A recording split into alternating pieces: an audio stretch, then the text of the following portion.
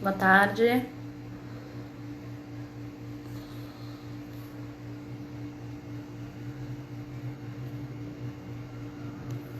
Olá, Gabi.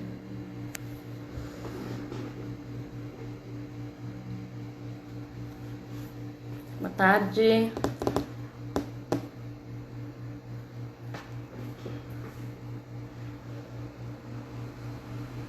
Bruna já entrou?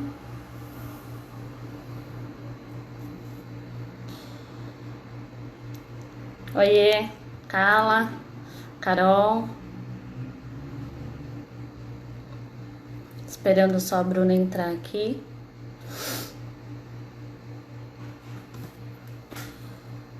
Boa tarde, Nath, Laís.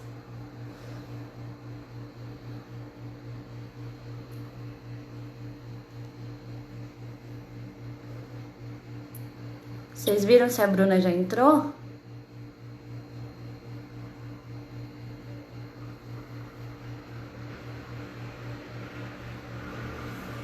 Vocês estão me ouvindo bem? A imagem tá boa?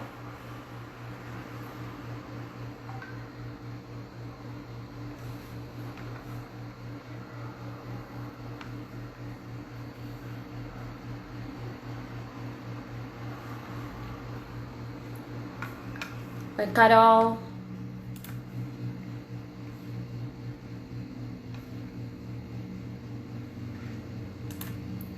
Só. Tudo certo? Que bom. Tô super nervosa, tô aqui olhando meus fios de cabelo branco.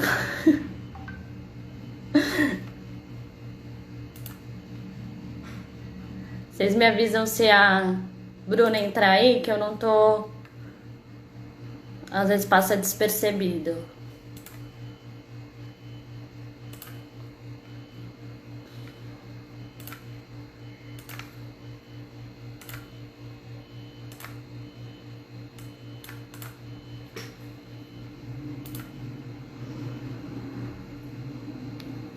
Tem fio, bastante fio branco aqui.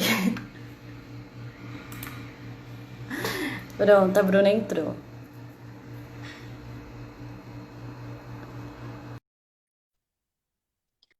Uma pena que meu quadrinho do Projeto Emirim fica invertido. Queria exibir ele. Olá, boa tarde. Oi, boa Tudo tarde. bom? Tudo. E aí? Boa tarde, então, gente. Sejam bem-vindos para mais um Papo de Formiga aqui que o Projeto Emirim está promovendo. Desculpa se minha voz tremeu um pouco, estou nervosa, minha primeira live no Instagram. A Bruna já fez várias já. A nossa é a Nossa, primeira. A gente fez foi uma no boa. Zoom, agora a gente está estreando no Instagram. Que Vocês legal. estão escutando bem a Bruna? Eu testei aqui meu áudio, a imagem falaram que está bem, a da Bruna Me tá tudo ok. fale se vocês me ouvem bem. Eu te ouço super bem, Tamires. Não sei se o pessoal me Estamos escuta bem. escutando super bem. Então, Bruna, vamos iniciar. Hoje a gente vai trazer um assunto bem bacana. Vai falar do desfraude coletivo na escola, né? Nós do Aimirim temos muitas educadoras que estão aqui na rede de Santos. E a gente fez esse convite para a Bruna para ela partilhar um pouco do conhecimento dela, que é bem grande. Eu conheci a Bruna numa roda sobre desfraude, que foi promovida pelo Ciranda Materna, que é um grupo de apoio às mães aqui da Baixada Santista.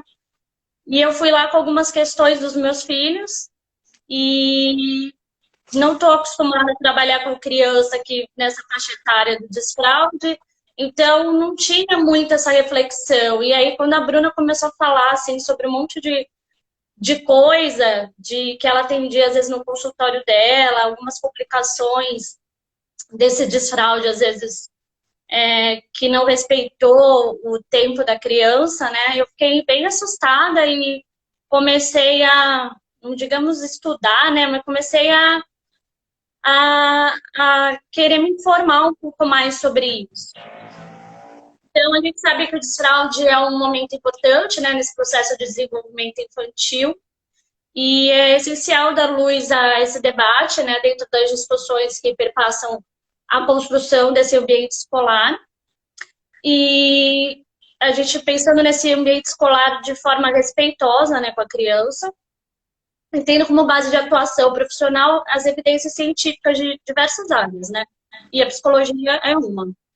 E é comum nós, professoras, né, de forma super bem intencionada, a gente incentivemos o desfraude coletivo, porque a gente, a maioria, acho que das pessoas acredita que tem um tempo, tem uma idade certa, né?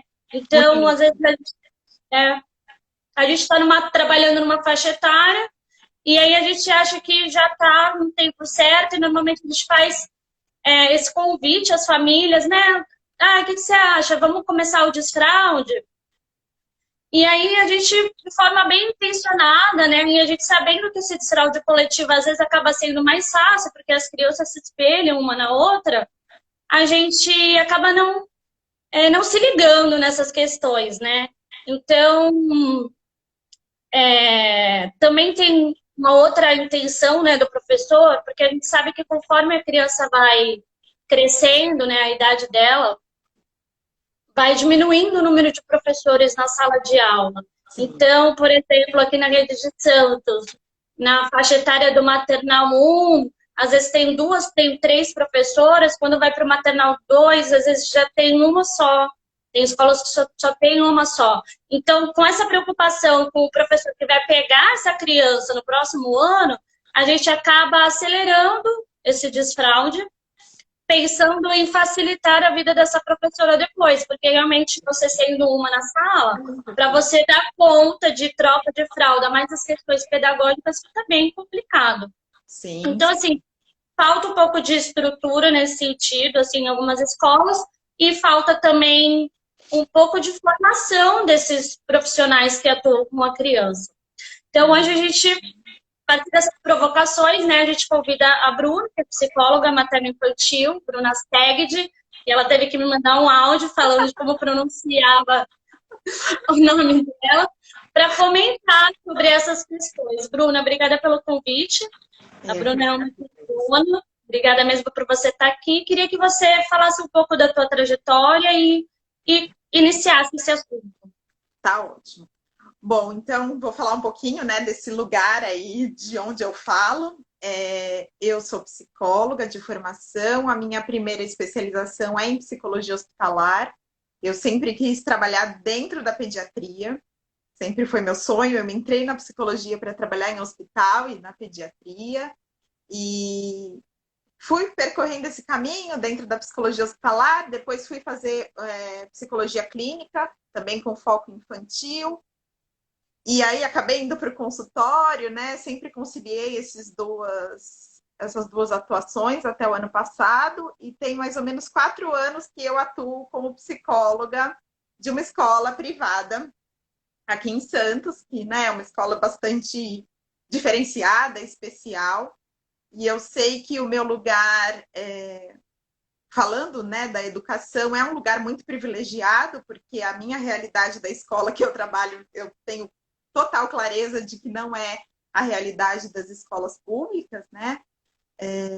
E aí, assim, o que um pouquinho da minha história com o desfraude é que eu atuo na clínica, né, com crianças, e que já isso tem uns 5 anos atrás, mais ou menos, eu comecei a receber muitas crianças. Assim, eu tinha, né, uma época que eu tinha mais ou menos umas 6 crianças que estavam apresentando alguns problemas com relação à retenção de fezes, ou fato de ir no banheiro repetidas vezes, isso atrapalhar no rendimento escolar, né? Uma série de coisas. Então, crianças já um pouquinho mais velhas, né?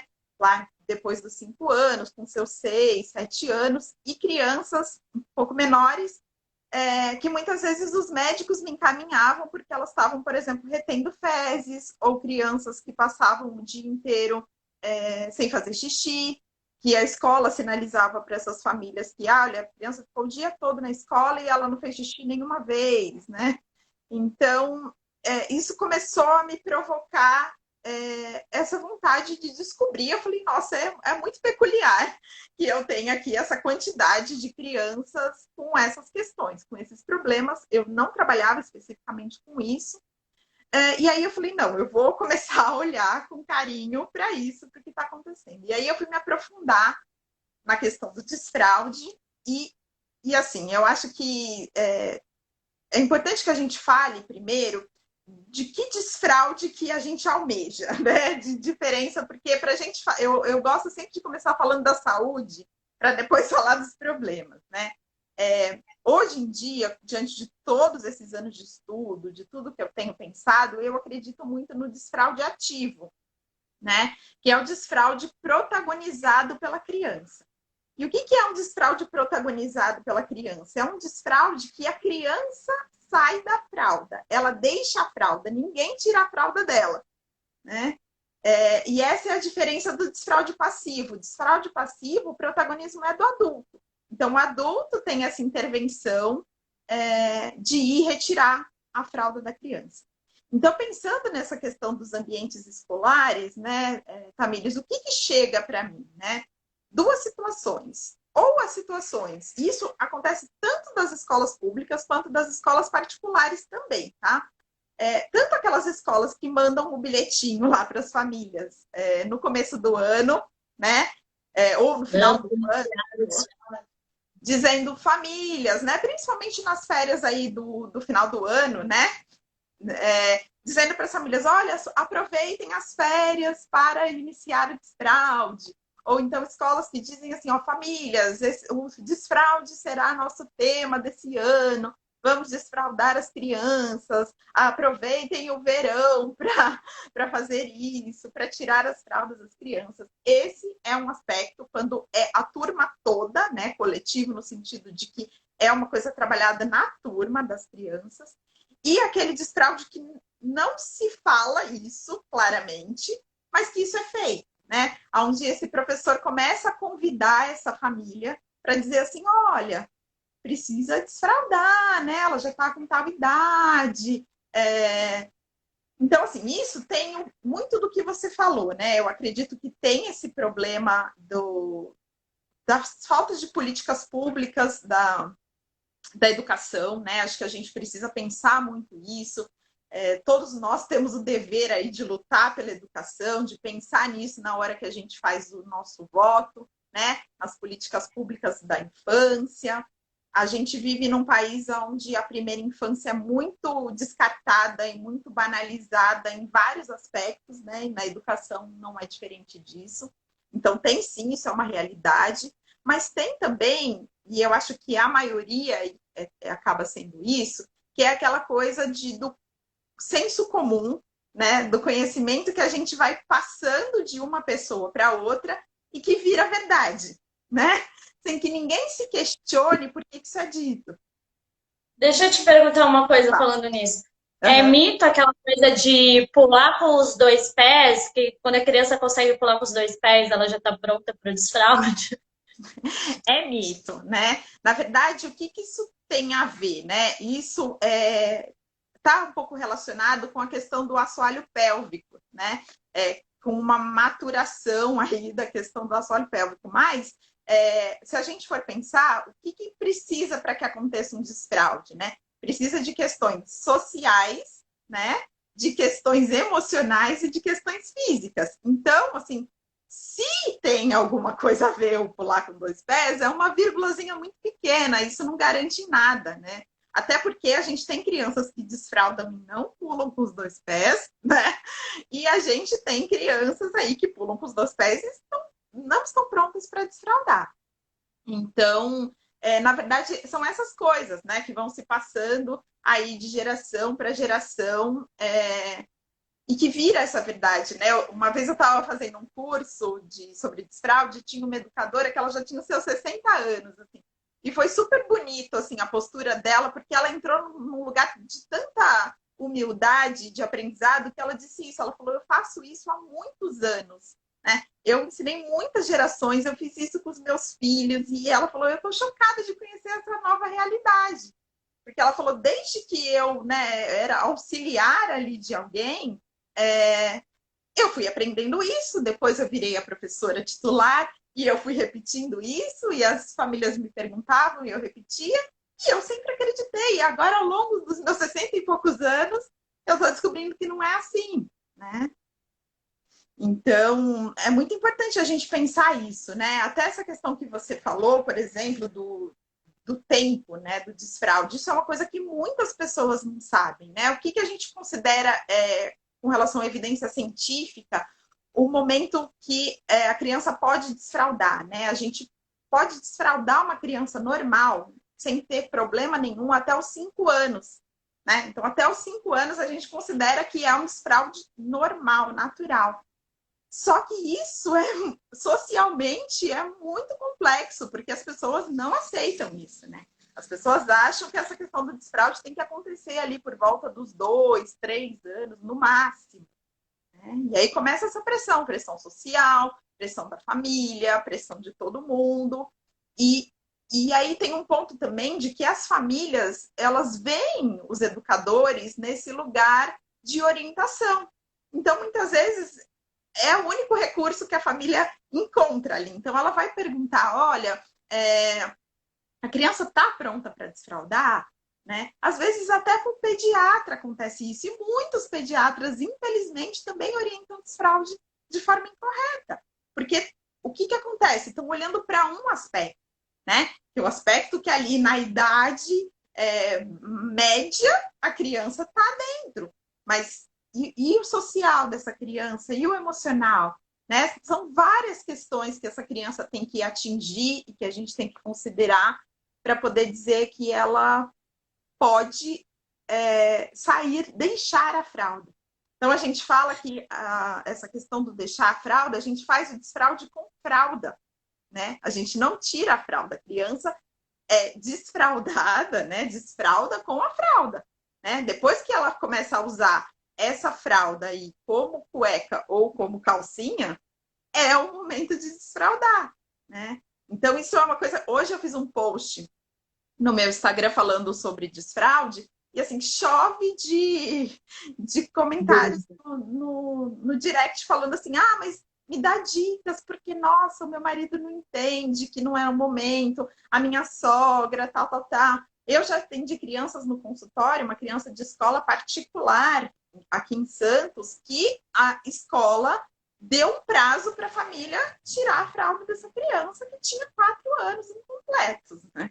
Então, assim, é muito complexo isso, né? Como é que a gente coloca esse peso, né, nas famílias e até, eu acho que nas educadoras, né?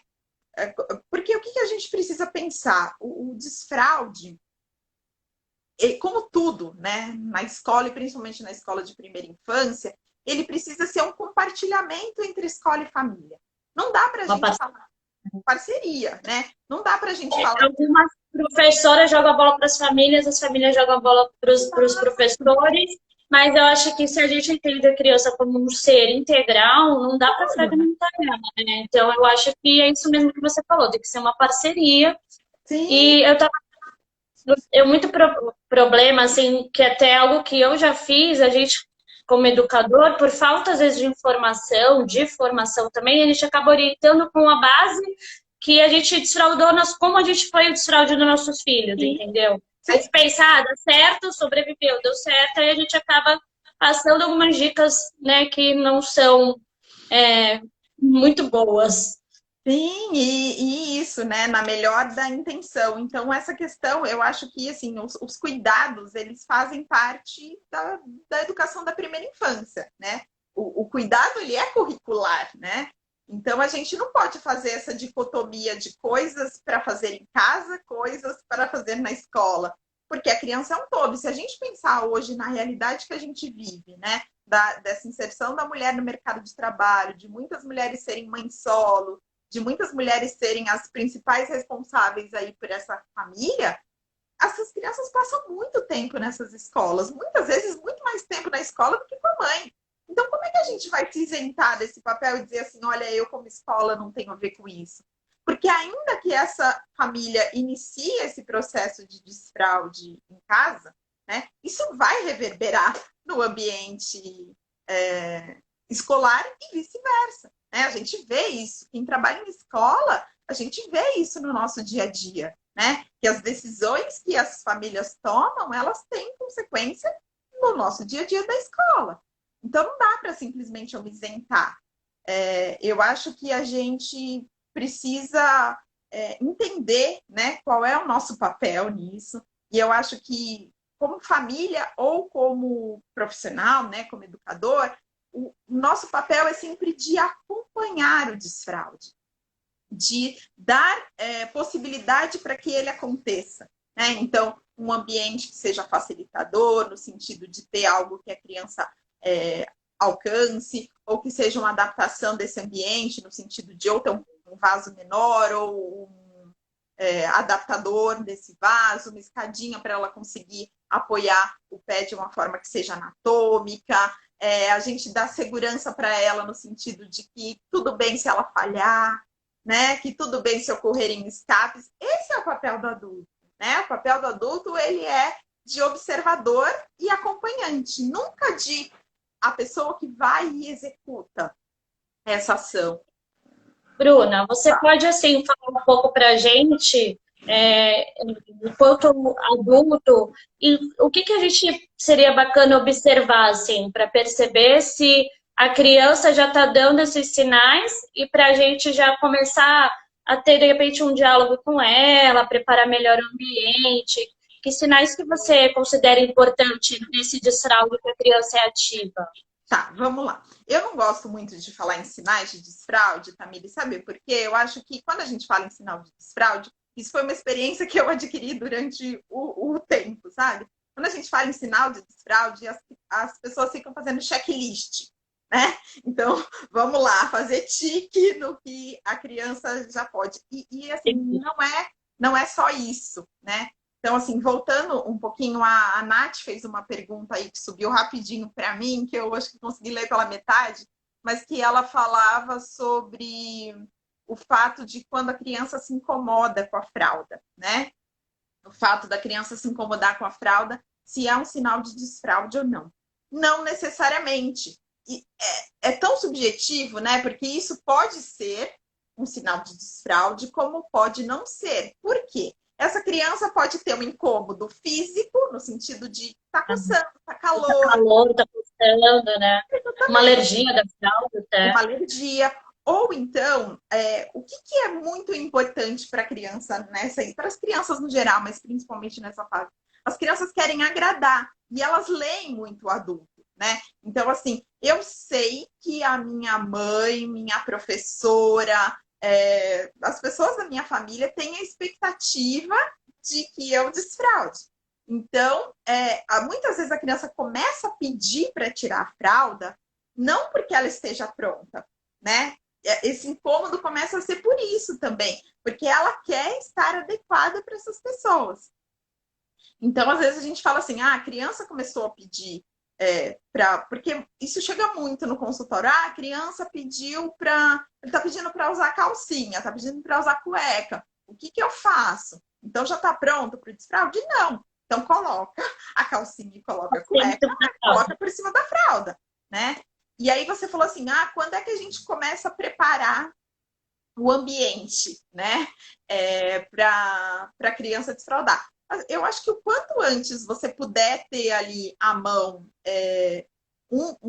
aí a decisão de cada família, né? De usar um pinico ou de usar um redutor de assento, mas assim, a criança começou a crescer um pouquinho, eu acho que você já pode ter ali para ambientar a criança, né? Para deixar a criança ter contato com esses objetos, para ela poder observar. Quem é mãe está muito acostumado ao filho acompanhar o banheiro, né? Não que a gente queira, mas eles estão sempre no nosso pé, acompanhando. E isso, com relação ao desfraude, é uma coisa positiva, né? Porque a criança ela precisa observar o adulto e as outras crianças. Nesse sentido, a escola é até bacana, porque a criança ela tem uma disponibilidade para a independência e para o desenvolvimento e para o crescimento. Então, ela quer. Então, quando a gente diz que uma criança não está desfraudando, por exemplo, porque ela é preguiçosa, isso é uma inverdade absoluta. A criança ela tem o ímpeto para se desenvolver, né? Então, se isso não está acontecendo, é porque algum aspecto não está maturado o suficiente. Então, a gente pode deixar disponível mesmo a calcinha, a cueca. A gente não precisa fazer o evento, porque isso acontece muito, né? Vamos fazer o evento, o dia de ir comprar a calcinha da Frozen, a cueca do Homem-Aranha, né? Isso não precisa. Bruna, tu tá falando as coisas, eu tô ticando aqui. Sabe aquele bingo da mãe? Tudo que eu já fiz de errado, eu tô pensando, coitado dos meus filhos. Não é assim. Todas nós, em algum aspecto, fique tranquila, porque a maternidade é sobre isso, né? E a gente vai adquirindo informações com o tempo, né? As coisas a gente vai fazendo o melhor que a gente pode com a informação que a gente tem no momento, né? Mas então, assim, tornar isso o mais natural para a criança, né? Isso fazendo parte do cotidiano da criança, a criança vendo, participando, isso vai ser o melhor, né? E aí você vai entendendo como é que essa criança está emocionalmente. Se essa criança já tem, por exemplo, a capacidade de parar uma brincadeira para poder usar o banheiro, né? Essa criança ela se sente segura para ter essa questão do tempo, né? Esse tempo entre parar o que ela está fazendo e chegar até o banheiro. Isso exige muita segurança emocional. A gente pensa que não, né? Para a gente que é adulto e observa a coisa desse lugar, é tudo muito simples, né? Tudo muito fácil, mas para a criança isso tem uma exigência emocional muito grande. Então é isso. Como é que está o social dessa criança, né? Como é que está esse ambiente dessa família? Como é que está esse ambiente escolar? Como é que está a parte física dela, né? Uma série de questões ali que vão acontecer física. Às vezes essa criança vai conseguir não utilizar a fralda para fazer xixi, mas vai precisar para o cocô, às vezes vice-versa. Esse desfraude ele não precisa acontecer todo junto, né? E Isso que eu ia te perguntar, Bruna, que tinha, alguém mandou uma dúvida antes da gente iniciar a live. tá. Tem criança que fica insegura, né? Faz o cocô, pede para pôr a fralda para fazer cocô. Xixi ela usa de boa o vaso sanitário, mas cocô ela pede para pôr a fralda. Tudo Uhum. bem, Tudo tudo bem. bem. Se a criança Não ainda não se sente segura, respeita o tempo dela. respeito o tempo dela, não tem problema nenhum. Raramente essas coisas acontecem ao mesmo tempo, Tamires. E assim, aí, por exemplo, quando a gente vai falar de desfraude noturno, né? Aí já é uma outra etapa, tem outras questões, é mais complexo. Então, assim, a criança não precisa atingir tudo isso ao mesmo tempo, né? E a gente vai podendo proporcionar isso para ela. Então, aquela questão que fala da criança se esconder para fazer o cocô, né? Isso poderia ser considerado um sinal, né? Então, a criança, ela vai aí mostrando a questão da criança dizer que ela já fez o cocô, depois que ela está fazendo, depois que ela quer fazer, né? A criança poder comunicar essas questões, mas que também não é uma regra. Você vê como é complexo, né? Quando a gente fala de ser humano. Porque a gente tem crianças, por exemplo, com autismo severo, que não se comunicam e que conseguem fazer o desfraude, né? É um outro tipo de desfraude, é um desfraude mais complexo, às vezes vai envolver questões de treinamento, mas a gente não pode falar que uma fala é uma condição sine qua non para que uma criança desfraude, né? Entendi. Bruna, uma questão que eu queria trazer aqui Tá. também, como mãe, que foi algo que, assim, eu senti que eu fiz muito errado e que me trouxe muita dúvida. E quando eu participei da roda, assim, deu uma clareada. Essa coisa de não existe retrocesso, né? Que nem os meus filhos, eu lembro que quando eu mudei de apartamento, que eu morava com os meus pais, que eu mudei de apartamento, eles voltaram a fazer xixi na cama, né? E aí eu ficava assim, ficava pensando, retrocederam e tal, mas tudo bem também. Às vezes, quando tem alguma questão, quando acontece isso, a gente faz o quê? A gente conversa com a criança, fala, o que você acha? Vamos voltar a pôr a fralda para dormir? Como que pode ser feito isso? Eu acho que assim, a gente precisa diferenciar algumas questões, né? Alguns aspectos emocionais, eles mexem com a criança, que eles podem ter aquilo que a gente chama de uns retrocessos no desenvolvimento, que eu não gosto muito desse termo, né? Então, por exemplo, o nascimento do irmão, uma separação dos pais, uma mudança de escola. Isso normalmente é por um período breve, né? Se for coisas pontuais, assim, não tem. E a criança já completou um desfraude, foi um desfraude bem sucedido, não tem por que voltar para a fralda, né? Agora, se é uma coisa assim, a criança passou um tempo que teoricamente ela tinha desfraudado, porque aí a gente entra numa questão também de falso desfraude. Então, às vezes a criança está retendo a urina, né, ou retendo as fezes, e a gente está achando aí, desfraudou, porque tá sequinha, né?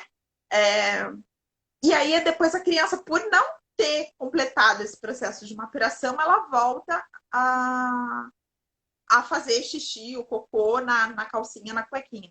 E aí, isso também é um outro mito que a gente precisa quebrar, porque as pessoas falam assim, eu já vi muitos psicólogos dizendo isso, uma vez que desfraudou, tem que ir até o fim. Gente, pelo amor de Deus, né? Que tortura que é essa? De jeito nenhum. Se uma criança não está preparada para concluir esse processo de desfraude, não tem problema nenhum, ela vai voltar para a fralda. Né? E aí é uma questão também dos adultos que estão acompanhando isso, trabalharem em si mesmo as suas frustrações.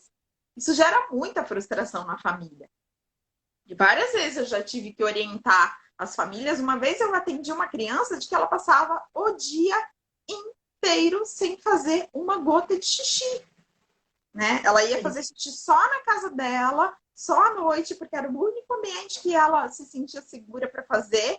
E assim, era claramente um desfraude incorreto. Né? Um desfraude que a criança não tinha o mínimo preparo para desfraudar. E aí, quando a gente faz uma orientação dessa, olha, então talvez seja melhor voltar para a fralda, é importante. A família sente, poxa, você está tirando de mim uma conquista, né?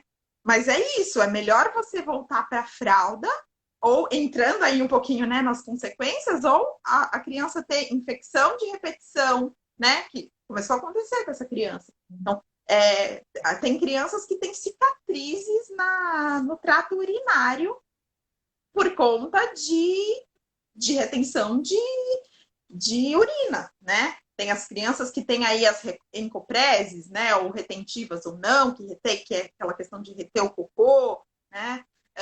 Tem muitas questões. E aí a gente for entrar aí, não sei se você você quer perguntar mais alguma coisa, você quer entrar nessa questão da consequência? Eu queria aparecer uma pergunta aqui Fala. de uma mãe.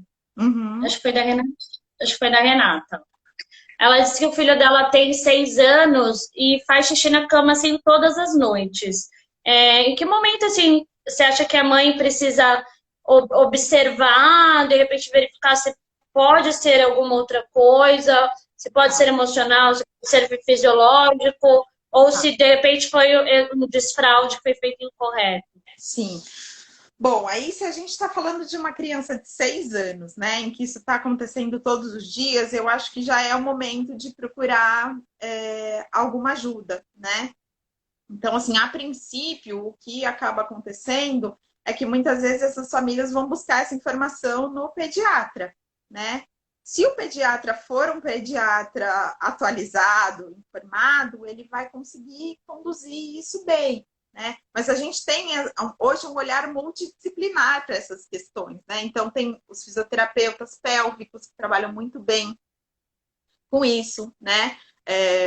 Mas normalmente chega pelo pediatra mesmo, né? Então, o psicólogo, mas eu sempre falo que primeiro a gente descarta a parte física, porque a gente não pode cair aí no erro e na irresponsabilidade de dizer assim, essa criança está fazendo xixi na cama porque é emocional. Chamar atenção, eles falam, né, para chamar atenção dos pais. Exatamente, né? E aí está acontecendo algum problema já de ordem fisiológica e a gente está comendo bola, né? Então, assim, primeiro a gente descarta a parte física, vai lá no pediatra, de repente o pediatra faz um encaminhamento ou você direto procura o uropediatra, olha, faz exame, percebe essas questões, de repente um fisioterapeuta, e aí depois, né, ou concomitantemente, vai no psicólogo para avaliar isso.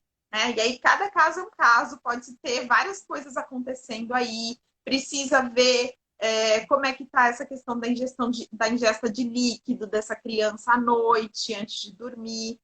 Né? Às vezes é uma questão até de orientação para a família. Mas é uma idade já que, né, a gente precisa, sim, buscar algum tipo de avaliação. Então, você acha assim que quando é algo frequente, a partir dos 5 anos, já é bacana investigar? Sim, a Tá. partir dos Eu 5 queria anos. trazer uma questão também agora de uma experiência que eu tive na escola, né? Uhum. Eu fazia ficava com as crianças do integral e eu ficava na parte do sono deles, né? Que na prefeitura tem a professora do soninho. E era uma sala de maternal 2 que é mais ou menos criança de 4 anos. E ano passado, foi ano passado? Acho que foi ano passado. Tinha um aluno que, assim, a gente levava ele para ir no banheiro antes de dormir, eles cochilam, né, nesse período, Sim. entre um período e o outro, nesse intervalo. E aí, assim, passava meia hora que ele estava dormindo, ele fazia. E aí a gente começou assim, mas era uma coisa assim de todo dia, todo dia, todo dia. Mas quando ele estava acordado, era tranquilo.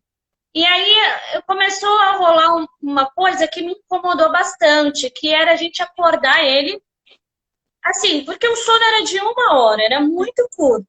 E a gente Sim. acordava ele para levar ele no banheiro. E ainda assim, às vezes, quando a gente acordava ele, levava ele no banheiro, ele ainda fazia xixi. Então aquilo começou. Eu pensei, nossa, mas estranho, né? Aquilo começou a me incomodar. Então, assim, o que, que seria bacana da gente observar quanto educador para, de repente, conversar com a família e orientar de alguma forma, ou incentivar dela a procurar algum profissional, ou então até de falar, olha, família, ele não está dando conta ainda de segurar, né, esse xixi no momento do sono, vamos colocar uma fralda para ele dormir. Então, assim, como que a gente pode orientar, sabe, algumas famílias? Aí, nesse caso que você colocou, Tamires, eu acho que tem uma questão bem física, assim, né? E eu até, assim, tomo um pouco de cuidado para falar porque não é, né? Eu não sou médica, não sou fisioterapeuta. Mas, assim, o que acontece, né? Olhando, eu não vi essa criança, não conheço o histórico dessa criança, mas, assim, o que que acontece algumas vezes, né? Que essa criança, quando ela está acordada, ela está fazendo esse esforço para segurar a urina, né? E quando ela dorme, ela relaxa esse esfíncter, né? Então, assim, isso é muito comum de acontecer em casos de crianças que não estão preparadas para o desfraude, né? Porque na hora que ela para de controlar aí esse esfíncter, ela solta. E até esses casos que eu te falei dessas crianças que ficam o tempo todo segurando a urina porque não está pronta para o desfraude, muitas vezes acontece isso na escola ou em algum momento que elas vão dormir e tudo mais, elas deixam. E aí, assim, aí você vê que dá uma dó, porque quando a criança faz xixi, é aquele rio de xixi, né? Aí é o que eu mesmo. Porque ela guardou ali quanto tempo. E aí é isso que você falou, por exemplo, mesmo quando ele vai no banheiro, né? Ele ia no banheiro, ele tinha isso depois. Será que ele tinha um esvaziamento completo dessa bexiga quando ele ia no banheiro? Porque às vezes não, porque às vezes, né, a criança ia lá, fazia um pouquinho, retia, né? E aquilo, e o xixi continuava ali, né, à vontade. Então, na hora que dormia, relaxava esse esfíncter, acontecia. E aí, assim, eu acho que é o momento de sinalizar para a família isso. Olha, você já reparou, isso acontece em casa, né? Você já percebeu isso? Como é que é em casa? Já conversou sobre isso com o pediatra? Eu acho que nesses casos o caminho é sempre esse, né? Orientar essas questões, porque muitas vezes, principalmente nessas crianças que ficam em casa o dia inteiro, na escola o dia inteiro, tem vários aspectos que as famílias nunca observaram. Né? Tem família que, infelizmente, é a realidade. Tem família que pega a criança na escola, às vezes dormindo, e vai ver a criança no dia seguinte para voltar para a escola.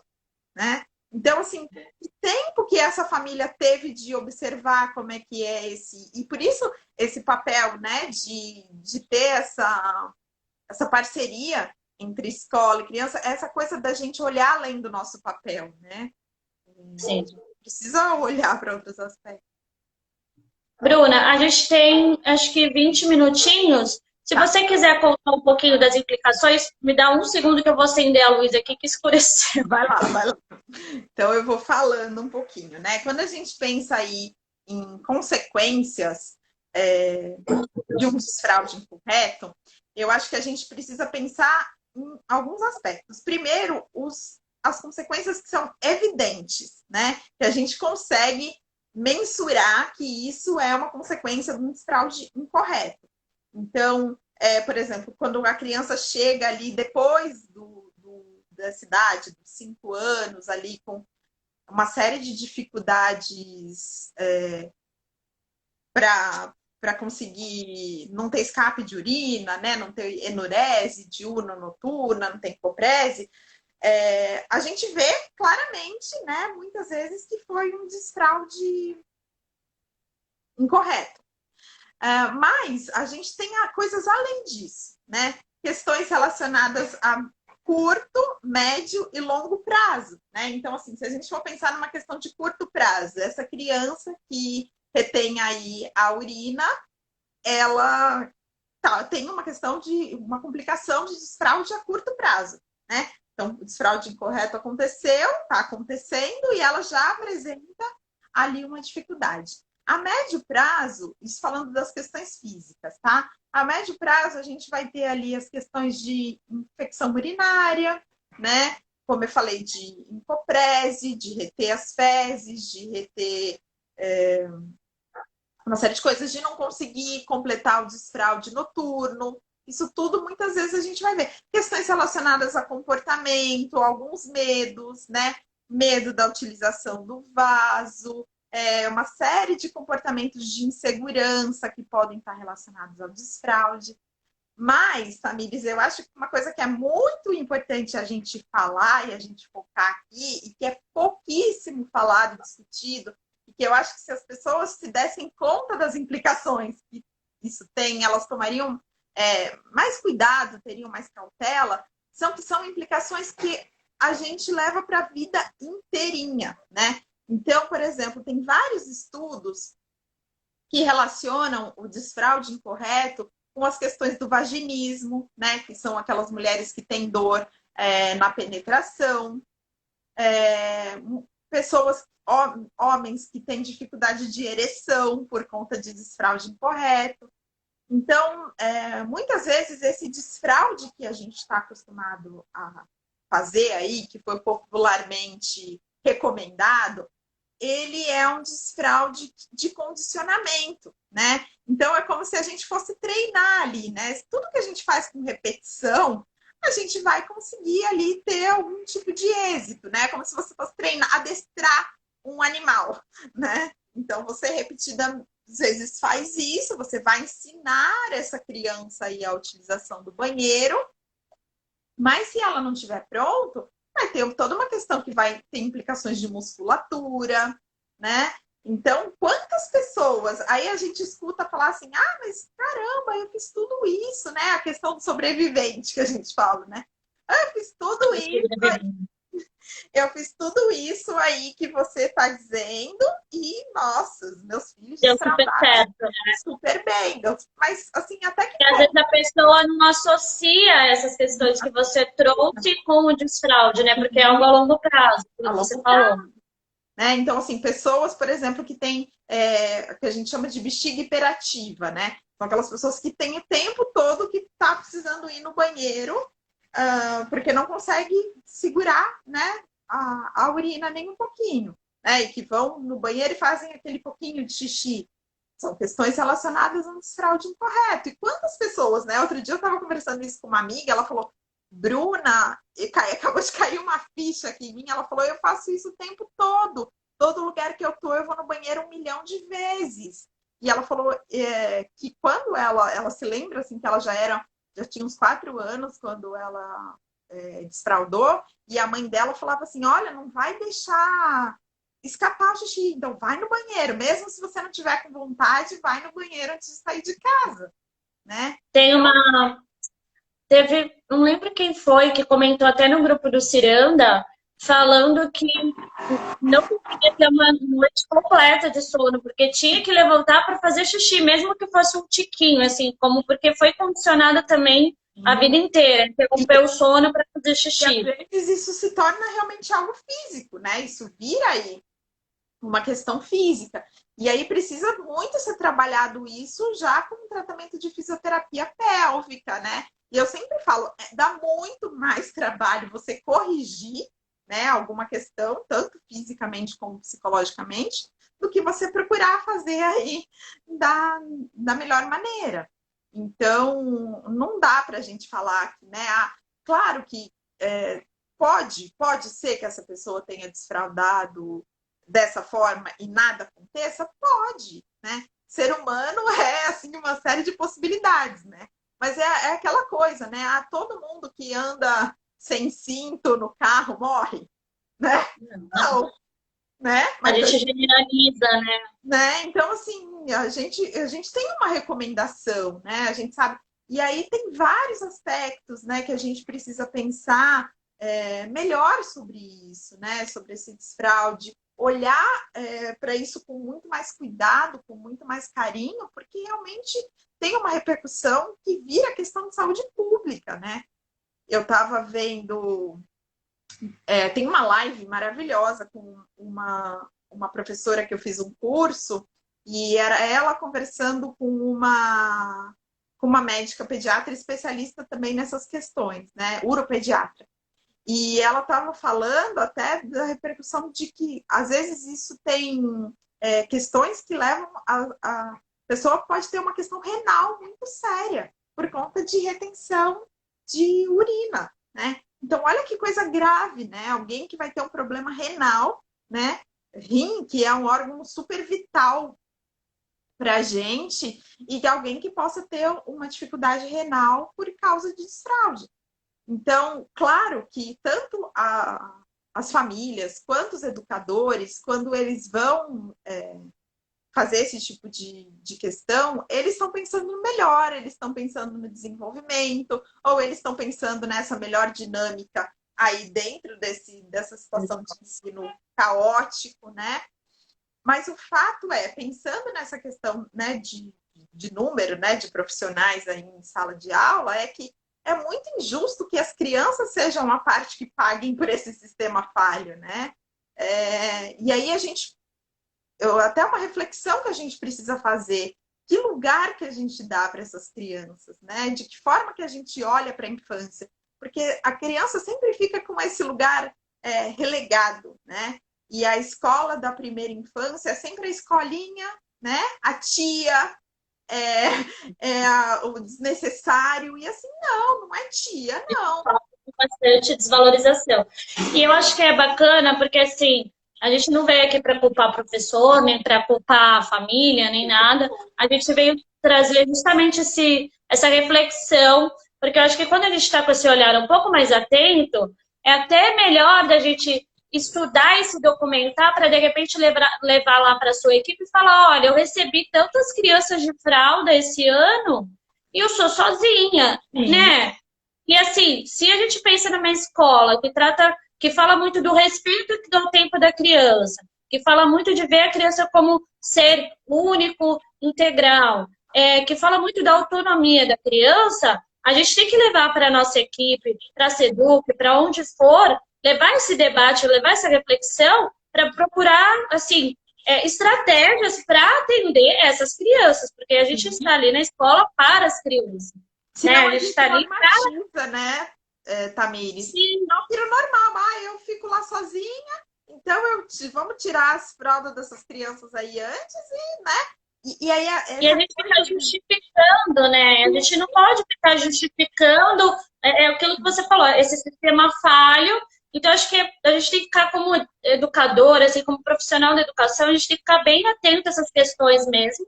E se a gente não tem esse suporte na escola, eu acho que cabe a gente documentar, estudar, se informar mais, até pressionar, de repente, essa escola para dar uma formação sobre o tema. Porque eu queria que você vai ter, né? Nunca vai ter.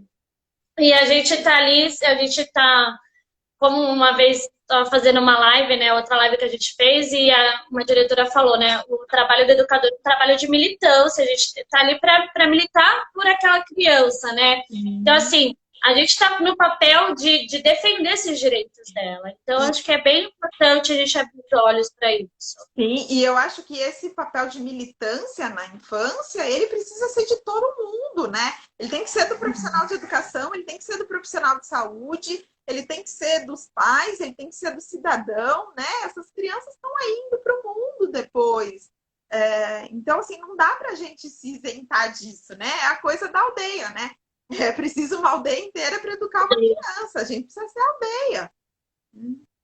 Então, Bruna, se você puder falar assim um pouco para a pessoa que está assistindo essa live, que está vendo o quanto a gente precisa ainda se informar melhor sobre esse assunto, de você falar do seu Instagram e até assim, onde a pessoa pode pesquisar, que tipo de abordagem você acha que eu sei que tem a abordagem Pickler, de repente, para a pessoa que quer pesquisar, para ela ir numa fonte que entenda todas essas questões, né? Onde ela poderia procurar. Eu sei que no teu Instagram você falou, você fez um post, de repente sei que você é muito acessível, responde por direct e tal, mas se a pessoa quiser pesquisar assim, onde que você acha seguro ela se informar?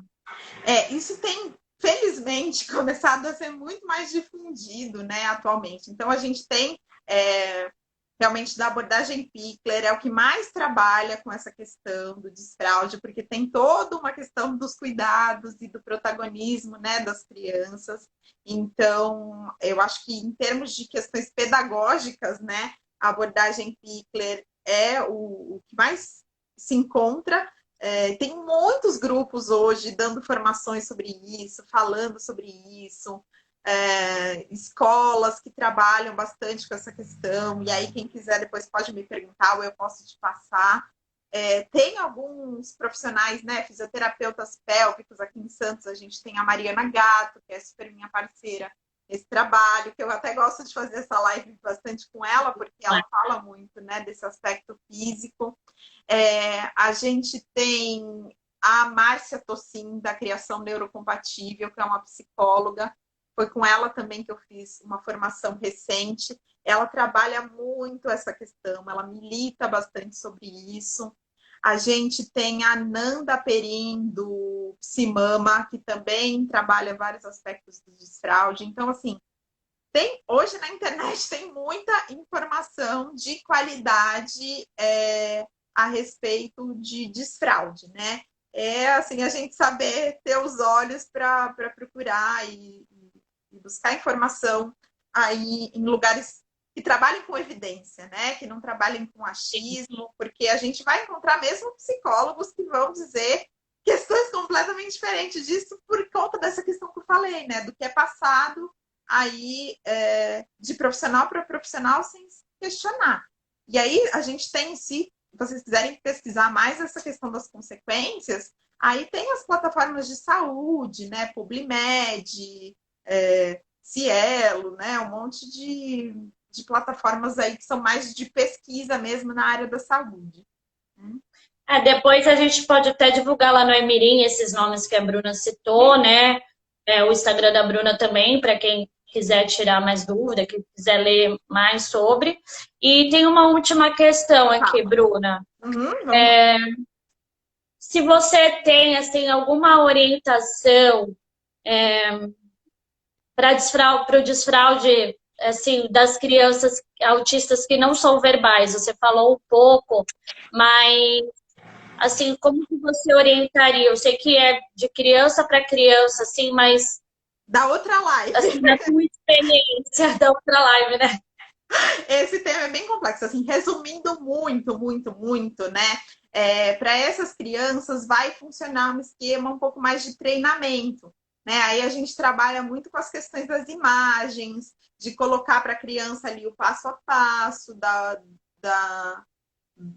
utilização, né, desse sanitário e tudo mais. Aí vai uma questão que vai exigir um pouco mais da questão comportamental e assim, desse trabalho em parceria e esse engajamento com a família mesmo. Aí, às vezes, a gente precisa trabalhar isso junto com o terapeuta ocupacional, né, com essa equipe que está cuidando dessa criança. Nesses casos aí das crianças atípicas, a gente vai precisar muito trabalhar em equipe, né? Mais do que nunca aí. Mas, assim, é bastante possível, né? É mais trabalhoso, é mais complexo, mas, assim, não é uma questão... Antigamente a gente dizia muito isso, né? Que autista verbal não verbal não desfraudava. Não é verdade. A gente tem vários casos aí que tem desfraude super bem sucedido. Entendi. Tem uma outra pergunta também aqui, mas eu acho que você praticamente já respondeu na live toda, mas só para contemplar ela. Mamãe estava falando que iniciou esse desfraude, mas e a criança começou a ter gagueira, né? Começou a gaguejar. E aí ela voltou a pôr a fralda, né? E aí ela viu que parou, que ela super estava associado ao desfraude. Mas eu acho que você já respondeu com tudo que você falou. Realmente. Que bom que foi uma criança que deu uma resposta super rápida, né? Né? Também não precisou nem levar na Bruna, na consultória da Bruna. A criança mesmo. A mãe também foi super atenta e super receptiva, né? Porque se você pega uma família que diz, ai, é frescura, né? Tá com birra, tá com graça, vai, agora já desfraudou, vai ficar assim de qualquer jeito, a gente tem aí um super problema. Então, assim, foi uma mãe super atenta e receptiva também à necessidade da criança, né? É mais ou menos isso, né? Eu gosto muito também da abordagem Pickler, porque ele é uma abordagem bem ética, né? E respeita muito esse cuidado da criança. E é aquilo que você falou, né? Ela tem que perceber toda a maturidade física, emocional, a parte de socialização, né? Se a criança se comunica de alguma forma que seja, né? Não precisa ser só verbal, mas que ela consegue se comunicar de alguma forma. A gente já tem acho que 4 minutinhos. Você acha que tem mais alguma questão que seria bacana comentar? Tem mais alguma pergunta? Deixa eu ver se tem. Se alguém quiser perguntar alguma coisinha, antes que o Instagram derrube a gente.